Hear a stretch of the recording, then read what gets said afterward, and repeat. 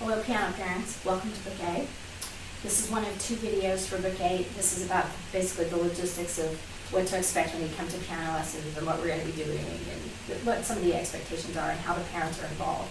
The second one is really about practicing, and that's more about the technique of the piano, why we really need to focus on something, and basically how to kind of set up your practice at home so that we can reinforce what I'm doing here.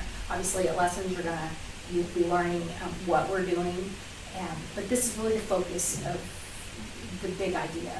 So as you learned in the meet and greet when we first met, you're going to get two sets of books that come in the green bag. These need to come to lessons every time. In the lesson book, which is also bound with the solo book, these are the ones that they work on at the piano. I'm going to have a date, and then I write the date when I would like for them, ideally, to be able to play them here independently. So when you see a date on a page, it means learn it by that date. That's in a perfect world. You might find your child is not able to perform here, but for some reason they just come sometimes, oh, they just can't do it. But if they can do it really well at home, and you're able to have your child do it, video them doing it at their very best, playing their very best, bring it to me, we'll watch it on your phone, and that will count. And that will actually save some piano lesson time, and we can move on to the next step. So when you feel like your child can do it, video them and bring it to me. And that way they don't have the pressure of having to perform for me. They're going to get lots of performance work later. So, but for Book A, we're really focusing on other skills. So this is the one that will stay at your piano. You can always take it to the couch or take it to bed at night, and also read it like a bedtime story, and to help kind of reinforce, get used to singing musical things. Okay, and this is the second one, and this is the one that's really the homework. So this is the one that you can send it to daycare, you can send it to grandma, babysitters love to do this.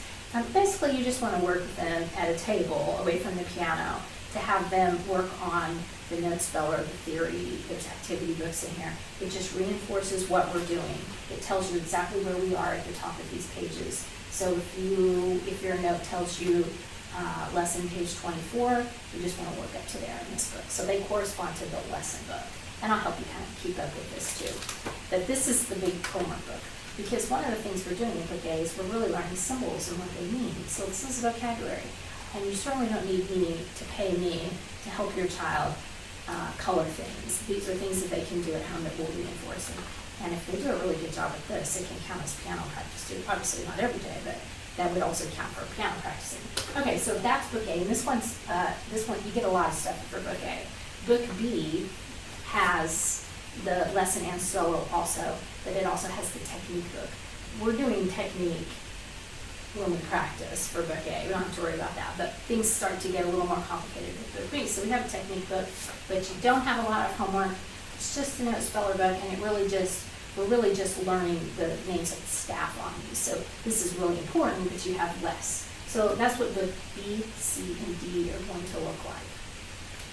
The other book that I send home with parents who don't play piano, if you play piano, then you don't need this. But for most of my parents who don't play piano, there's a reason why I would like for you to learn alongside your student through Book A. For one, it will help you to practice with them. It'll just come more naturally for you. You'll be able to help guide them up to the end of Unit 5. So you want to finish Unit 5, and then you'll have learned everything you need to learn to help them with this, is where you want to be in here. After that, it gets into Book B. And we can continue to play if you'd like to. If you'd like to continue working on this book, that's great. The one thing I like about this book, it's written more for adults, the accompaniments are good. So if you can play this, I can play this with you. It's wonderful for your child to watch you play with me, and it's wonderful music. And they get it. It's like, oh, this is why we're doing this. Plus, it gives you a chance to see how hard that is to play with somebody else. Oh, it really, really is. So you can give them the appropriate amount of praise for the amazing things that they're doing here, because it is really impressive. And the other thing too is you're modeling. Even if you're not practicing more than 5 minutes a day, you're still modeling practicing for the child. And you're talking to them, and you're showing the piano in motion. So they're seeing what they need to be doing at the piano, and it's time to practice because they're watching you do it. And ideally, what we really like is for the child to say, hey, a piano in motion is more fun than one that's not. They come in, and then they sit with you, they play with you, and they eventually kick you off, and then they're practicing, which is like, that's the greatest thing. Kind of like how they take another child's toy. So that's the idea with this, is to help the parent also to learn. So, and that takes us a little while. It's, for the parent, it's just not that hard. This book tends to take us about 9 months to get through. If your child's a little older, we're gonna go faster than that. We're gonna be done in about 4 months. And this is the one thing you wanna keep track of.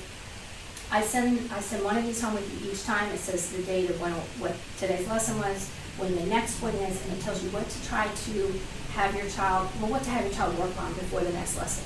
The idea is to have them come to lessons and be able to play it as best they can. About 80% is what we're looking for in this, which is, it's not perfect, but enough to make some progress to move ahead. And then I talk about some things that they probably need to work on individually, and then I'll look for the next time that they come. So the idea with practicing at home too, and I talk about this more in the next video, we want them to come to lessons with the book, we want them to be able to play, to do well, and to leave happy. We want them to leave feeling like they've accomplished some things. So that's basically the structure of what we're doing, and I'll help you a lot more with the practicing at home in the next video.